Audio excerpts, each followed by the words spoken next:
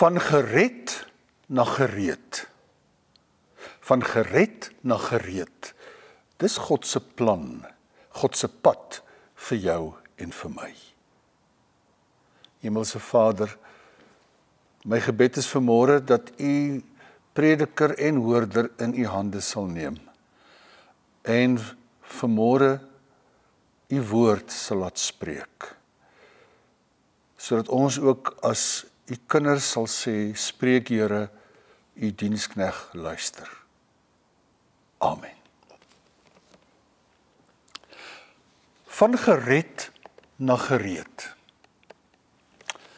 Van Paasfees na Pinksterfees. Dis God se pad vir sy kinders, vir jou en vir my. En dis waaroor vanmôre se boodskap gaan. Van gered na gereed. Dit begin alles by my verlede. Ons almal het verledes. Trouwens, het begin by die mensdom se verlede, by Adam en Eva, waar hulle teen God gekies het. En die hele Ou Testament is een lang soektog van God na sy mense, wat konstant hulle rug op hulle Here draai. Die mensdom het 'n geskiedenis wat teen hom tel. En toe kom Jesus. En hy kom trek aan die kruis 'n streep deur my verlede. Hy kom druk die delete knoppie op alles wat God met reg teen my sou kon hou. Hy wis die geskiedenis van jou en van my uit. Toe Jesus aan die kruis die grootste prys van alle pryse betaal het. En dit red ons. Dit red ons van ons verlede. Dit red ons van ons skuld. Dit red ons van ons verlorenheid.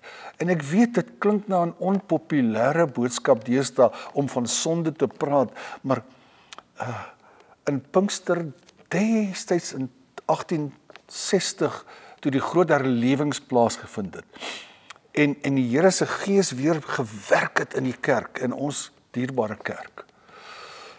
Toe het mense opnuut tot die besef gekom, hoe uitpas hulle met God se wil en sy woord is, hoe selfsugtig hulle lewe, hoe kleinlik hulle bestaan is, hoe God se koninkryk die agterste sitplek inneem, en hulle koninkryk, my koninkryk voorop staan.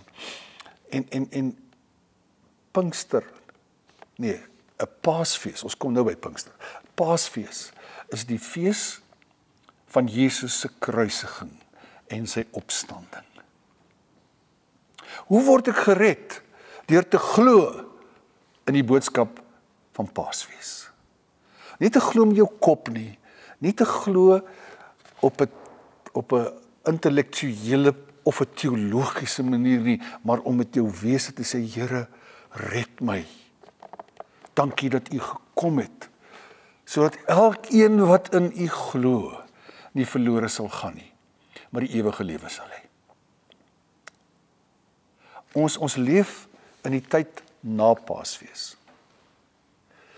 Maar dit begin, God se pad met my en jou begin by gered. En nou wil ek vir jou reguit vra. Kan jy met eerlikheid sê jy's gered?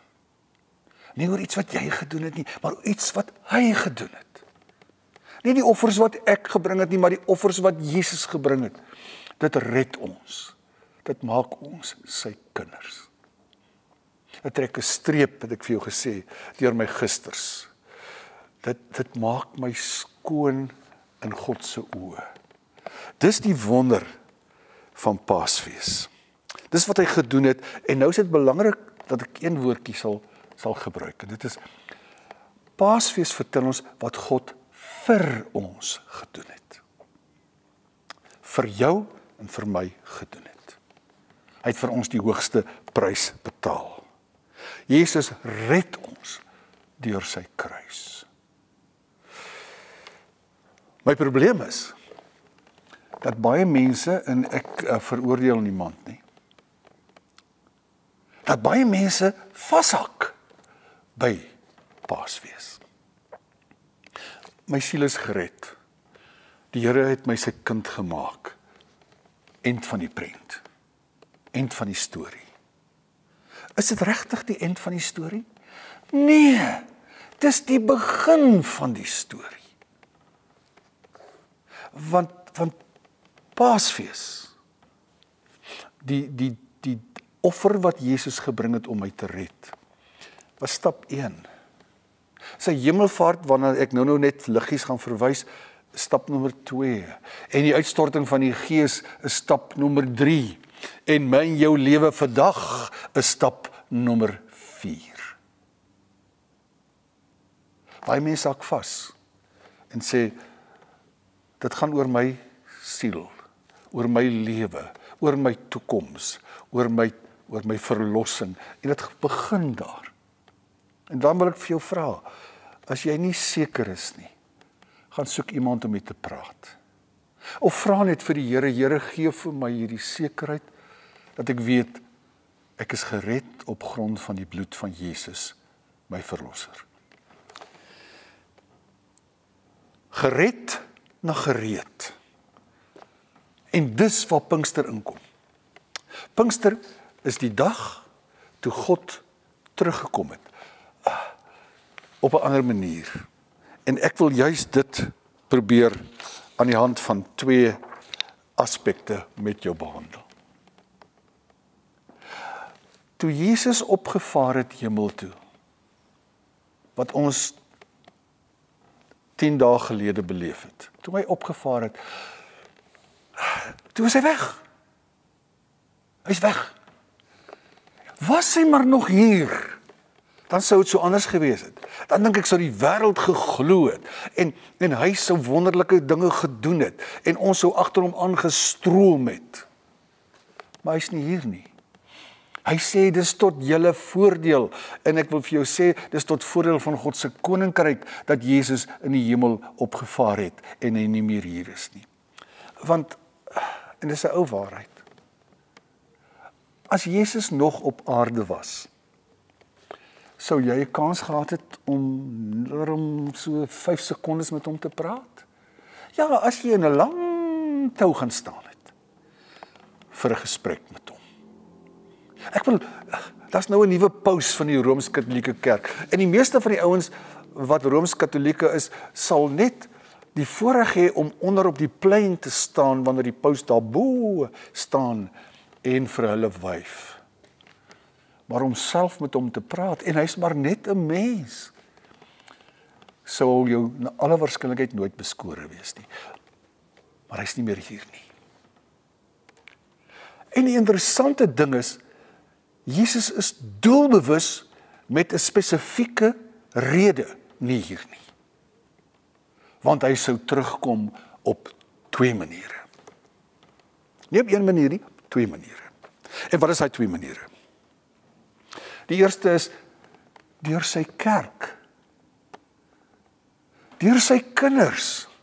Ek bedoel, Johannes sê in 1 Johannes hoofstuk 4, ek dink is vers 12, hy sê, niemand het God nog ooit gesien nie, maar vir wie sien hulle? Vir ons.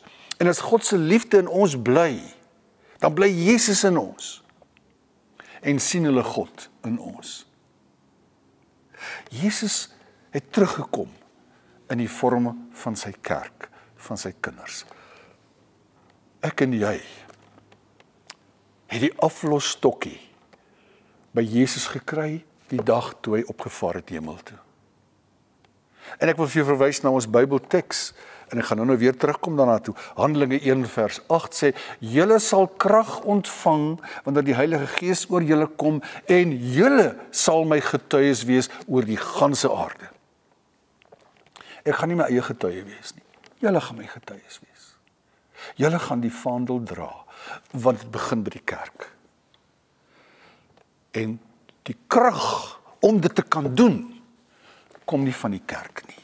Kom nie van jou af, of van my af nie. Ons word gered deur die genade van Jesus, en ons het gereed gemaak deur die krag van die Gees. Dis waaroor Pinkster gaan. Ek wil vir jou na 'n hele paar gevalle verwys. In Johannes hoofstuk 4 is daar die interessante storie van die Samaritaanse vrou. Nie eers 'n proper Jood nie, 'n vrou met 'n geskiedenis. Sy is 'n losbandige vrou. En by die put van Sigar ontmoet sy vir Jesus.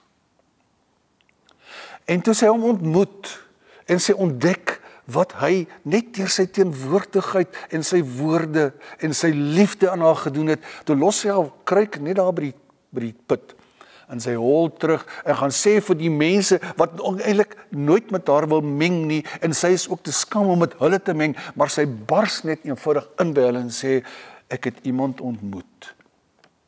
Is hy nie miskien die Messias nie? Kom kyk. Intussen kom die disippels by die put aan, want hulle was in die dorp besig om kos te koop. En Jesus sê vir hulle, kyk op, die lande is wit, gereed vir die oes. En na wie verwys hy? Want dit wat die Samaritaanse vrou gedoen het in haar dorpie, het tot gevolg gehad dat die mense gestroom het na die put. En Jesus sê, kyk daar, hier kom hulle, gereed om die genade van God te ontvang. Jy sien, hierdie twee werkinge, wat is die twee maniere waarop God op die oomblik deur die eeue en op die oomblik teenwoordig is by ons? Deur sy kerk, deur my en deur jou, en deur sy gees. En die twee goed werk saam. En hier kom die mense uitgestap. Want God werk in my om my gereed te maak, om my toe te rus. Julle sal krag ontvang wanneer die Heilige Gees oor julle kom. Die Handelinge 2, die uitstorting van die Heilige Gees, staan daar dat daar 'n rukwind was en daar was vlamme en die mense het in tale begin praat. Nie brabbeltaal nie, bekende tale. Trouwens, hier staan dit in Handelinge. Hy sê, hoe werk dit nou? Ons hoor elkeen van hulle in ons eie moedertaal. Dan noem hy Perse, Meders, Elamite, Mesopotamië, Judea, Kappadosie, Pontus, Pamfilië, Libië. Oral sê, maar ons hoor die mense in ons taal praat, want God se Gees maak hulle gereed. Die gereddes word gereed gemaak. En in Jerusalem is vol vreemdelinge. Daar staan vol Jode wat uitgewyk het en geïmmigreer het na ander lande toe. Hulle kom vir 'n groot fees terug Jerusalem toe en hier is hulle. En nou gebruik die Here sy kinders. En daar die Heilige Gees uitgestort is, stap hulle uit en begin praat oor Jesus. Begin getuig, begin mense die liefde van God te demonstreer en te verkondig. Daar's 'n ander interessante storie. Stefanus of Stefanus, hoe jy dit ook al wil uitspreek. In Handelinge hoofstuk 8, daar was 'n Ethiopiër ook wat Jerusalem toe gekom het van Afrika, 'n gelowige, en hy ry op 'n wa en hy's besig om uit Jesaja te lees. En die Here se Gees staan daar in Handelinge hoofstuk 8, sê vir Stefanus, gaan klim op daai wa. Met ander woorde, gaan gooi duim, dat hy jou kan oplaai. Want ek het vir jou werk. Nou, die vreemde ding is, die Gees kon dit myself gedoen het. Nie waar nie? Die Gees kon deur die woord in die Ethiopiër se hart gewerk het, maar God werk nie so nie. Hy gebruik vir Stefanus, of Stefanus. Hy gebruik hom om die woord van God aan 'n mens wat reg is, gereed is, wat God deur sy woord en deur sy Gees gereed gemaak het om die evangelie by hom uit te bring. Jy sien, dis hoe God werk. Deur sy Gees, maar deur sy kinders. En dan wil ek vir jou 'n gedeelte noem uit Jesaja hoofstuk 6. 'n wonderbaarlike gedeelte. Jesaja word geroep as profeet. En dit begin hier in die eerste paar verse waar hy die troonsaal van God self sien. Op sy troon en sy kleed staan daar, het tot in die tempel geloop. Met ander woorde, God was nie net teenwoordig in die hemel nie, maar hier op die aarde. En Jesaja sê maar, Wie my? Arme ek. Wat gebeur met my? Ek het die God gesien. Geen mens kan leef as hy vir God sien nie. Want ek is 'n sondige mens en daar staan ek leef as deel van 'n sondige volk, mensdom. En dan kom 'n engel en vat 'n koeltjie van die altaar wat die beeld van God se versoening is, en hy raak sy lippe aan en hy sê, ek reinig jou. Ek maak jou skoon. En dan staan daar in hoofstuk 8, en toe het ek die Here hoor vra, wie kan ek stuur? Wie sal my boodskapper wees? En Jesaja sê, en ek het geantwoord, hier is ek, stuur my. Sien jy hoe kom hierdie twee goed by mekaar? God roep mense, hy roep vir Jesaja om te sê, ek het 'n boodskap vir die wêreld. En my gees, en in die geval ook my redding, deur die altaar, en dit is 'n simbool van wat Jesus sou doen, red ek jou, maar ek rus jou toe, om die boodskap uit te dra. Dis God se plan. En die uitstorting van die Heilige Gees, en as ons dit nou bybring met wat Paulus oor en oor sê, hy sê, God se Gees woon in sy kerk, woon by sy kinders. En jy hoef nie iets spesiaals te doen, om die Gees van God te kry nie. Jy moet gehoorsaam wees. Jy moet jouself tot God se beskikking stel. En dan begin God deur sy kinders te werk. Geredde mense is mense wat gemaak word deur die Gees. Paasfees word opgevolg deur Pinksterfees. En ons vier vandag Pinksterfees. Die dag toe Jesus teruggekom het aarde toe, in die vorm van sy kinders, en in die vorm van sy Gees. En nou kom die Here, en hy sê, ek het jou gered, en ek het jou gereed gemaak, want hierdie wêreld wat siek is, wat verlore is, wat teen mekaar is, het die krag en die boodskap en die liefde van Jesus nodig. En ek gaan jou toerus daarvoor. Wat moet ons doen? Punt 1. Om gered te word, moet jy glo in Paasfees. Om toegerus te word, om gereed gemaak te word, moet jy glo in Pinksterfees. God wat in Jesus, deur sy Gees, teruggekom het, en nou by jou is. Ek wil afsluit met 'n storie. My oorlepappie wat dood is, was 'n ongelooflike goeie kaartspeler. Maar hy was verslaaf aan kaartspel. Hy het vir geld gedoen toe hy jonk was.